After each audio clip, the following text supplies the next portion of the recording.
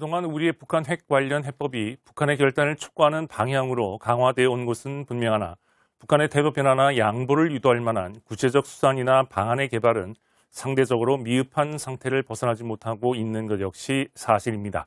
이러한 점에서 남북한 간의 군사력 균형을 근본적으로 저해하는 핵을 비롯한 대량 살상 무기 문제 해결을 위해 강온의 다양한 스펙트럼을 망라한 구체적 수단의 식별 및 개발이 한층 강조될 필요가 있으며 이와 관련된 한미 및 주변 국가의 공조 강화가 요구됩니다. 지금까지 남북한 간의 군비 통제의 대안은 등가, 등량, 감축을 주장하는 북한의 입장과 균형적 감축을 제시하는 한국의 입장이 맞서온 것이 현실입니다. 그러나 질 위주의 군사력이 국가 간 전력 균형에 있어 점점 더 많은 비중을 차지하게 될 미래의 추세를 감안할 때 한국으로서는 미래 전력 구축을 위한 군사력 건설을 남북한 군비 통제와 연계하는 대안을 고려할 필요가 있습니다.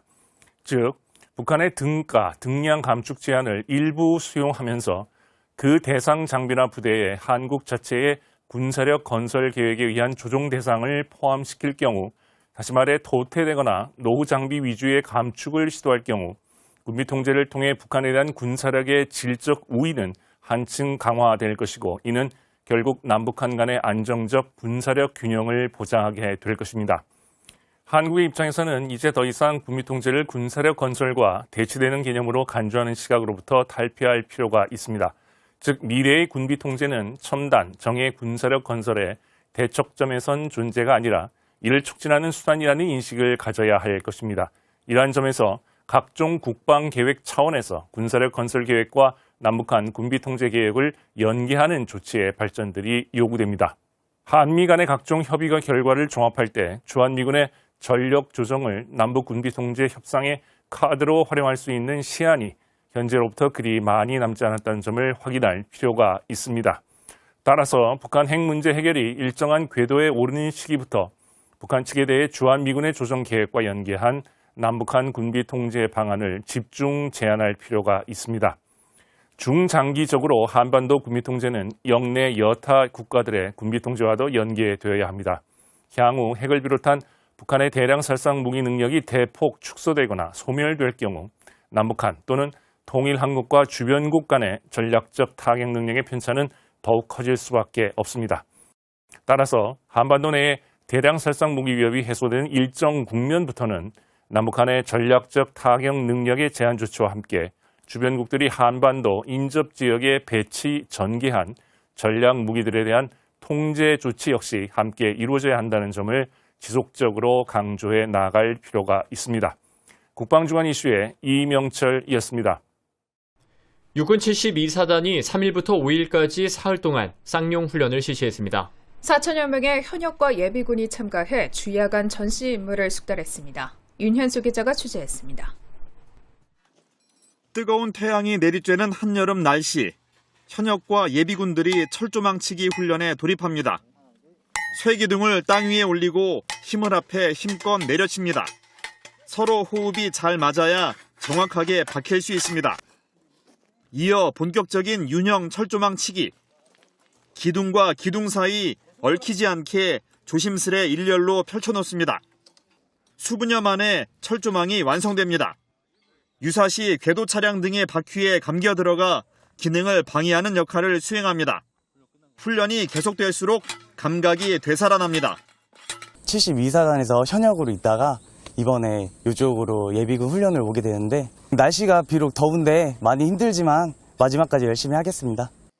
부대는 지난해에 이어 올해도 훈련의 성공을 위해 만반의 준비를 다했습니다. 실질적인 방어 준비와 적 특작부대 경멸을 위한 훈련을 실시하고 전술 토의를 반복 숙달한 겁니다. 예비군들의 응소율 향상과 훈련 참여 독려를 위해서도 꾸준히 노력하고 있습니다. 그 결과 지난해 예비군 간부 동원 응소율 83%로 다른 부대에 비해 3배 이상의 높은 성과를 달성했습니다. 전문화사를 적극적으로 선발하는 등 성과로 2017년 육군 최우수 동원사단으로 선발되기도 했습니다. 예비군분들이 잘 따라주셔서 훈련 잘 진행되고 있는 것 같고 그리고 2018년 쌍용 훈련 잘 마무리될 수 있도록 최선을 다하겠습니다. 부대는 현역 장병과 예비군들이 전시 임무 절차에 따라 훈련을 할 수 있도록 최선을 다해 지원할 계획입니다. 국방뉴스 윤여수입니다.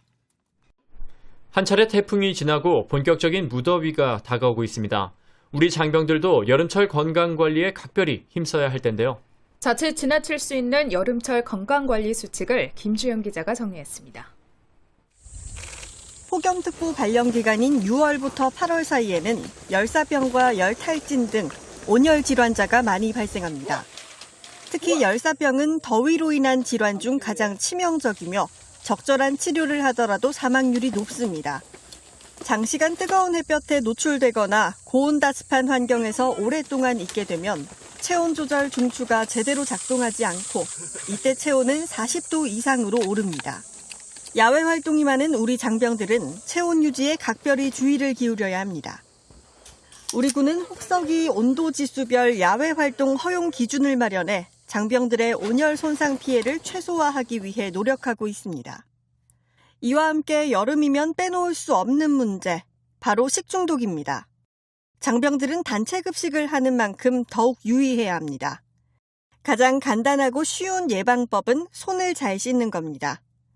음식을 위생적으로 조리하고 적절히 운반하고 보관하는 건 역시 당연히 지켜져야 합니다.